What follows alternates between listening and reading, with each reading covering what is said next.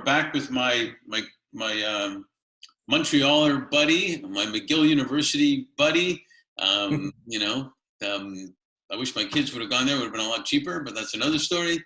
That's the next video. That's the next video. I love this part of what we do because I find influencers come in all shapes and sizes and colors and whatnot, and some of them come in a minute of time, but the right time, and others come over a long period. Can you share 1, 2, 3 influencers that you've had that made a difference in your life? 100%. So I broke it down in my mind in 2 ways, personal and business.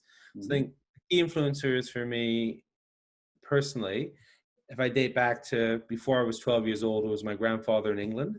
Just his style of being a huge empathy, sympathetic to people, charming, but also lived his life fully, and he was not allowed to have apple pie and ice cream for his diet, but I'd find him at 10 in the morning somewhere in London on a little bus stop and having it, and he was smiling. So he's a life really lived. It was non-confrontational, very happy. And I saw that as something important about life and beautiful memories. The next is my father. And he's very tough, but he emigrated from Paris to Montreal as a Holocaust survivor. He's still around. He's a lot older than my mom. He's 91. I'm not that old, by the way, but he's 91. And he takes a vitamin pill every Monday. And that's all he does. That's all it goes on. So, the 100-year life, as we call it, is beautiful there. Wow. And he taught me how to network and how to talk to everyone from the gardener through the president and treat them the same way. And you'll have a full life in business. And he's right. Beautiful. And the third person is my mom, her patience. You never see her upset or angry or yelling at anyone. And always very logical in her reasoning and a wonderful sense of humor. So without them, I wouldn't be who I was as a human being. For business, probably I had 2 different types of mentors. I had a boss who was a negative influence, but taught me that the corporate world sometimes we will be full of politics and challenges to overcome emotionally, and don't take it personally.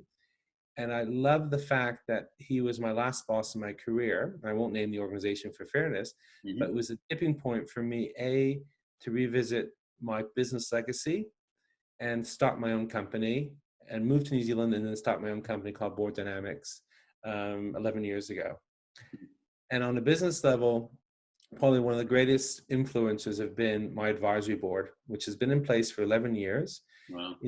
Some people have come and gone through those 11 years, which is an appropriate refresh, but they've been my sounding board alter ego as a team, as opposed to just the chair.